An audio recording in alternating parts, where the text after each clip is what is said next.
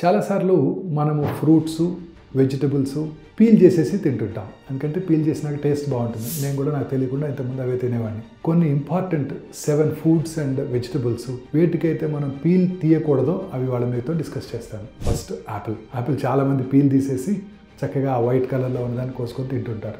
Apple యొక్క పీల్లో lots of fibre and very rich in antioxidants. తద్వారా అనేక రకాలైన ఆరోగ్య సమస్యలు, ముఖ్యంగా క్యాన్సర్ కూడా రాకుండా చేస్తుంది. క్యారెట్ చాలామంది రెగ్యులర్గా తింటుంటారు, దాన్ని పీల్ చేసేసి తింటుంటారు. క్యారెట్ యొక్క పీల్లో plenty of fibre, vitamin C కూడా ఉంటాయి.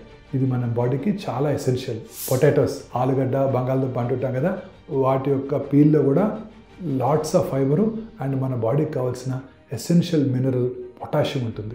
కీరా దోసకాయ, బెల్ పెప్పర్సు, జుకినీ, క్యాప్సికమ్ వీటి కూడా పీల్ తీయకుండా తిన్నట్టయితే చాలా ఆరోగ్యకరంగా ఉంటుంది. ఎందుకంటే వీటిలో అనేక రకాలైన minerals, antioxidants, fibre, potassium కూడా ఉంటాయి.